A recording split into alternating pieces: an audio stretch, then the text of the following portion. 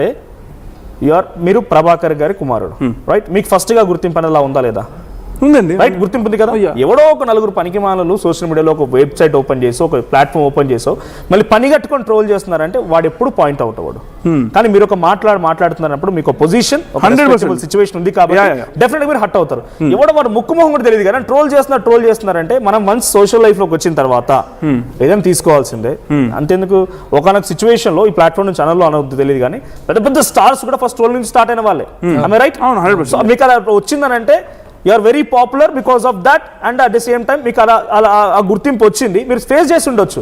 రేపటి రోజున మంచిగా మలుచుకోవచ్చు కదా. మీరు ఒక వీడియో చూసాను, నన్ను ట్రోల్ చేశారు కదా, నన్ను ట్రోల్ చేసిన వాళ్ళకి ఇప్పుడు నేను చేస్తున్నా రకంగా మాట్లాడుకొస్తున్నట్టుగా, లేకపోతే ఇప్పుడు కూడా ఆ రోజు ఎవరు మాట్లాడలేదు కదా ఈ రోజు మాట్లాడుతున్నారు కదా అంటే అందరు పనికి మళ్ళీ ఎందుకు మాట్లాడాలి మనం? రైట్, మనం రియాక్ట్ అవుతే వాళ్ళకు ఇంకా రెస్పెక్ట్ వస్తుంది. ఇఫ్ ఎట్ ఆల్ మీరు రియాక్ట్ అవ్వకపోతే వాడు పట్టించుకుంటాడా? నేను డే 1 నుంచి అది చెప్తానండి. నేను డే 1 నుంచి ఎప్పుడు రియాక్ట్ అవ్వలేదండి. ఇప్పుడు కూడా నేను దేనికి రియాక్ట్ అయ్యాను చెప్పనా? నన్ను ఒక పర్సన్ మా ఇంట్లో మహిళలు అన్నాడు, సో నేను అతని మీద దానికి రియాక్ట్ అయ్యాను. ఇప్పుడు నేను ఎప్పుడైతే అపాలజీ కాల్ 24 hours అన్నానో, ఆయన మొదటి వీడియోకి రెండో వీడియోకి ఎంత చేంజ్ ఉంది తెలుసా? ఎంతో పద్ధతిగా, ఎంతో మంచిగా, చెవులకు వినసొంపుగా మాట్లాడారు అనమాట. నేను కోరుకుంది కూడా అదే. 24 గంటల్లో అది వచ్చేసింది నాకు. సో అదేదో ముందు చేస్తుంటే అసలు రెస్పాండ్ అవ్వబోతుండే అండి దానికి. ఒక్క పర్సన్ కో లేకపోతే 2% కాదు, మీరైతే నేను ఎవరికైనా హట్ అయితే సారీ అని చెప్పారు. 100% అండి, తప్పే, నేను చేసిన తప్పే. కాకపోతే అలాంటి తప్పులు చాలా మంది ఎంతో మంది చేశారు. నేను వాళ్ళని చూసి కూడా చేశాను, నేను ఇన్ఫ్లుయెన్స్ అయ్యాను కూడా చెప్తా మీకు. నేను వయసులో పెద్దోడిని కాదండి, వినండి ఒక్క సెకండ్. నేను వయసులో మీరు మాట్లాడినట్లేదు సార్, మాట్లాడి నేను వయసులో అంత పెద్దోడిని ఏం కాదు. ఇప్పుడు నేను ఇలా అలా ఎక్స్పీరియన్స్ అయ్యే కొద్దీ నేర్చుకుంటా పోతాను. బట్ నందలెస్ నేను డే 1 నుంచి కూడా నేను అన్ని ఫేస్ చేస్తూ వచ్చాను. నేను ఎప్పుడు వాటి మీద తప్పుగా రియాక్ట్ అవ్వలేదు, తప్పుగా నేను ఎక్కడ నా నోరు జారలేదు, నేను ఏం చేయలేదు. నాకు ఆ మూమెంట్లో నా పాయింట్ ఏంటంటే, మా సినిమాలో ఆ హీరో క్యారెక్టర్ అనేది ఈ సాంగ్ ద్వారా మేము ముందే రిలీజ్ చేసాము, వెళ్తున్నాం చెప్పే విధంలో నాకు ఒక 2 seconds ఎందుకో ఆ వర్డ్స్ నాకు ఇదంతా గుర్తొచ్చింది, నాకు కోపం వచ్చింది. సో నా ఎమోషన్లో నేను సాంగ్ ప్యాషనేట్గా పాడాను అనమాట. సో జస్ట్ 2 పదాలు, దానికి బూతు పాట అని పేరు పెట్టారు. బట్ దానికంటే ఎక్కువ బూతులు ఉన్న సినిమాలు ఉన్నాయి. మరి వాటి బూత్ సినిమాలు అంటారా? అడగొచ్చు క్వశ్చన్, అడగండి. ఎవరిని చూసి ఇన్ఫ్లుయెన్స్ అయ్యారు మీరు? ఈ రకంగా ఎవరు మాట్లాడుతున్నారు ఇండస్ట్రీలో? ఒకరిని చూసి ఇన్ఫ్లుయెన్స్ అయ్యి ఉండొచ్చు అని అంటున్నారు సార్.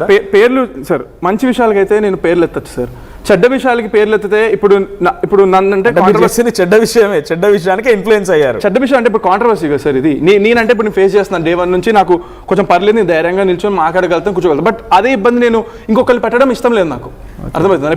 ఇప్పుడు నేను ఒక పేరు తీయడం వల్ల ఇప్పుడు వాళ్ళదంతా ఇస్తారు. బట్ జనాలు అందరికీ తెలుసు కదా, మనం ఎప్పటి నుంచో చూస్తున్నాం, ఎన్ని సినిమాలు లేవు బూతులతో. అండ్ అప్పుడు ఏమైపోయారు అందరూ అంటున్నా నేను. ఇప్పుడు చిన్న సినిమా అయిపోయేసరికి, చిన్న హీరో అయ్యేసరికి అందరూ వాయిసెస్ లేస్తున్నాయి, అలా వాడుతున్నారు. భూతు పురాణం అని అదని ఇదని ఏంటండి? సినిమా గురించి ఎన్ని టీజర్లలో, ట్రైలర్లలో, ఎన్ని చోట్ల ఎన్ని చూడలేదండి. ఒకళ్ళేమో సినిమాల్లో కళ్ళు తెంగినాయా అంటారు, అది ఎంత పెద్ద భూత సార్ అంటున్నారు మీరు. మరి అవన్నీ చూసినప్పుడు ఎందుకు అడగలేదు అంటాను నేను. ఓకే, సో ఆ ఇన్ఫ్లుయెన్స్ ఉంది ఇక్కడ మీ మీద. అయితే అందరూ అంటున్నప్పుడు యాక్సెప్ట్ చేసినప్పుడు, అంటే వాళ్ళు అన్నప్పుడు యాక్సెప్ట్ చేస్తారు, చంద్రహాస్ అన్నప్పుడు యాక్సెప్ట్ చేయరా? నేనంటే తప్పు, వేరే వాళ్ళంటే తప్పు కాదా? ఇది ఈ పాయింట్ ఆఫ్ లో నేను ఆలోచించుకొని స్టేజ్ మీద పాడొచ్చని అనుకున్నానే కానీ. అండ్ పాడిన తర్వాత కూడా నేను స్టేజ్ మీద ఆ రోజు నీకు చాలా క్లియర్గా చెప్పాను ఏంటంటే, ఈ సాంగ్ సినిమాలో ఉండదు, ఈ సాంగ్ మేము ఒరిజినల్ వర్షన్లో కూడా లేదు. ఇవన్నీ నేను స్టేజ్ మీద ఆ రోజే చెప్పడం జరిగింది. ఇప్పుడు ఇక్కడ నేను టు ఎంటర్టైన్ ఆల్ ఆ మూమెంట్లో అన్నట్టుగా పాడాను నేను. అండ్ అక్కడ ఉన్న ఇప్పుడు మీరు జేడి చక్రవర్తి గారు అయి ఉండొచ్చు, ఆయన అక్కడ నాకు అప్రిషియేట్ చేశారు. అండ్ ఇట్స్ ఎ లైవ్ని మనం ఎడిట్ చేయగలుగుతామా? లైవ్ని ఎడిట్ చేయలేము. అక్కడ ఉన్న మీరు ఆ రోజు స్టేజ్ మీద ఆ రోజు జరిగిన ఈవెంట్ లైవ్ చూస్తే కనుక ఫస్ట్ అందరికంటే ఎక్కువ లేచి చప్పట్లు కొట్టింది జేడి చక్రవర్తి గారు. I sincerely I feel regret. నేను ఆయన్ని, మాకు చాలా మంది చీఫ్ గెస్ట్లు వచ్చారండి, 5 చీఫ్ గెస్ట్ ఉన్నట్టున్నారు రోజు, 4-5, అందులో ఆయన ఒకళ్ళు. కానీ నేను ఆయన పిలవడం చాలా రిగ్రెట్గా ఫీల్ అవుతున్నాను. ఎందుకంటే ఆయన అక్కడికక్కడ తప్పు అని చెప్పి నన్ను ఆ తప్పుకి ఆయన కొట్టినా తిట్టినా కూడా నేను పడతాను, ఆయన ఎక్స్ప్రెస్ చేస్తున్నారు. బట్ అక్కడ ఒకలాగా చేసి తర్వాత బయటకు వచ్చి మాట మార్చడం నేను నిజంగా హర్ట్ అయ్యాను.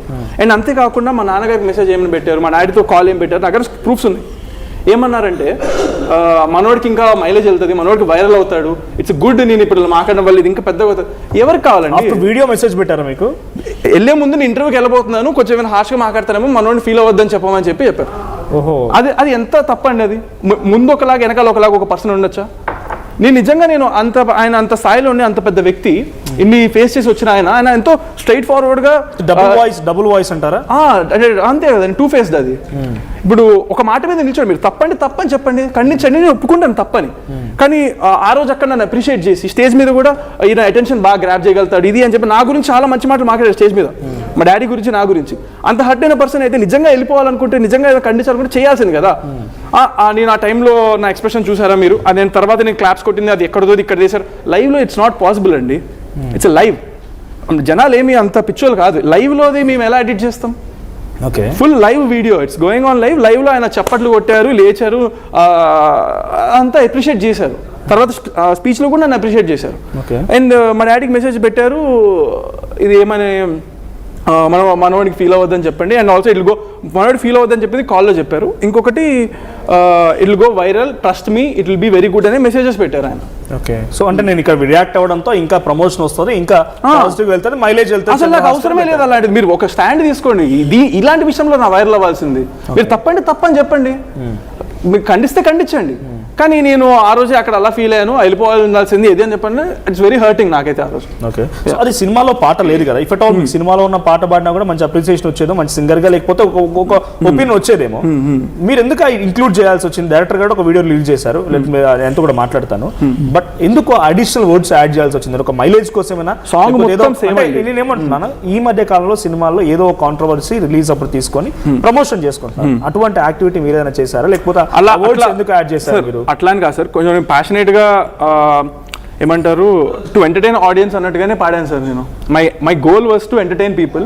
అండ్ 3.5 నిమిషాల సాంగ్ స్టేజ్ ఎక్కి పాడేటప్పుడు it's not an easy thing. నాకైతే చాలా టెన్షన్ ఉండింది లోపల. స్టేజ్ ఎక్కి మైక్ ఎక్కి నేను సింగర్ కాదు కదా కాన్ఫిడెంట్గా పాడడానికి. సో మేబీ నా వాయిస్ అంత బాగుండకపోవచ్చు, అలాంటివి నాకు థాట్స్ మైండ్లో ఉన్నాయి.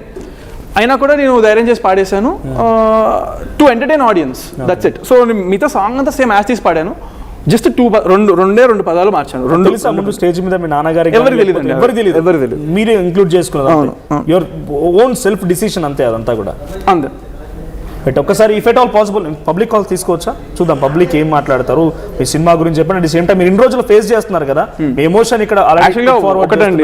నేను ఫస్ట్ మెయిన్ ఒక క్లారిటీలు కొన్ని ఇద్దామని వచ్చాను. బయట బాగా మిస్కమ్యూనికేషన్ ఏం జరుగుతుందంటే, నేను ఒక పర్సన్కి బెదిరించాను అని చెప్పి దీని గురించి మాట్లాడదామని వచ్చాను. మెయిన్ థింగ్ నేను అది క్లారిఫై చేసుకుంటాను వచ్చాను. బికాస్ ఇప్పుడు నేను పాడింది తప్పు కాదా అనేది అది ప్రజలకు తెలుసు, ప్రజలు they will take care of it అనే నమ్మకం నాకు ఉంది.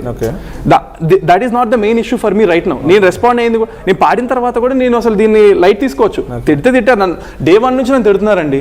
నేను అవన్నీ ఫేస్ చేసుకుంటూ వస్తున్నాను. నేను నా కష్టాన్ని నమ్ముకుంటూ నేను కష్టపడుతున్నాను, నా వాళ్ళు హూనం చేసుకుంటున్నాను. తెలియదండి అది నాకు కూడా. నేను నిజం చెప్తున్నా, మేబీ జేబులో చెవులు పెట్టుకుంటే వాళ్ళకి నేను నడిచే విధానంలోనే మేబీ కొంతమంది నచ్చట్లేదేమో, అది ఎందుకో నాకు తెలీదు.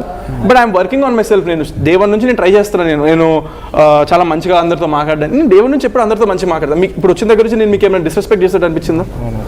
డిస్రెస్పెక్టివ్ ఇన్ ఎనీవే లేదు కదండి. సో డే 1 నుంచి నేను అందరితో ఇలాగే మాట్లాడతాను. ఎస్పెషల్లీ నేను అసలు మహిళల పట్ల కానీ నాకు ఇమ్మెన్స్ రెస్పెక్ట్ ఉంది.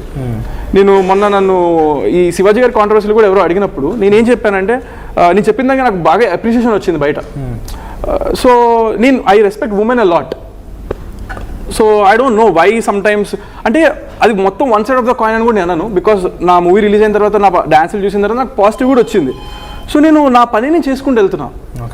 But some times it does effect a person. అంటే ఎంతమంది ఒక మీద పడిపోతే ఆ పర్సన్ మీద పక్క ఎఫెక్ట్ అనేది ఒకటి ఉంటుంది. Let's take a conclusion. మీరు పబ్లిక్ తోటి ఇంటరాక్ట్ అవ్వండి, చూద్దాం పబ్లిక్ కూడా ఏం మాట్లాడతారు అనేది. PCR please on phone lines. So director గారు కూడా ఉన్నారు, సంపత్ రుద్ర గారు. సడన్గా షాక్ అయ్యారా చంద్రహాస స్టేజ్ మీదకి వెళ్ళి ఈ వర్డ్స్ ఉపయోగించి ఆయన పాట పాడడంతో? ఎక్స్పెక్ట్ చేయలేదు, ఎవరికి తెలియదు కాబట్టి మీరు షాక్ అయ్యారు. డెఫినెట్గా షాక్ అయ్యాను. ఏమనిపించింది ఆ మూమెంట్లో? అది షాక్లో ఉన్నానండి. నాకు సాంగ్ అయిపోయేంత వరకు అసలు ఇది ఎలా వెళ్తుంది ఏంటి అనేది షాక్లోనే ఉన్నాను. కానీ ఇంత నెగిటివ్ వస్తుందని అనుకోలేదండి అసలు. ఇంతకంటే దారుణమైన మాటలు విన్నారు జనాల నోటి నుంచి. మీరే బీపులేసి చాలా వేసిన వీడియోలు కూడా ఉన్నాయండి. ఇది అది ఇంకా అందులో ఎట్లుంటుందంటే, ఒక పర్టికులర్ పర్సన్ని పాయింట్అవుట్ చేస్తూ వాళ్ళ ఫ్యామిలీని అందరినీ టార్గెట్ చేసిన మాటలు చాలా ఉన్నాయండి.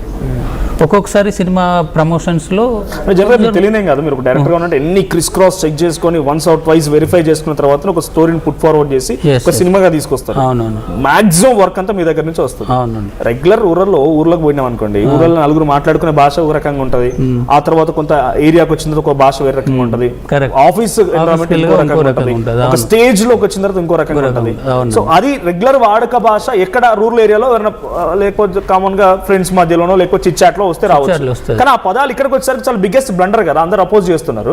డెఫినెట్ గా అని కానీ సినిమాలో ఇతను influence ఉంది. అంటే ఇప్పుడు చంద్రహాస్ చేసింది ఏంటంటే చిన్న మిస్టేక్ ఏంటంటే మా సినిమా పక్క రూరల్ సినిమా అండి. అది తెలంగాణ బ్యాక్డ్రాప్ లో ఒక తెలంగాణలో ఒక చిన్న పల్లెటూరులో జరిగే కథ. ఓకే. అందులో హీరో క్యారెక్టరైజేషన్ చెప్పే క్రమంలో ఆ వర్డ్స్ అతనికి వచ్చేనాయి తప్ప మా సినిమాలు అలా ఏం లేదండి.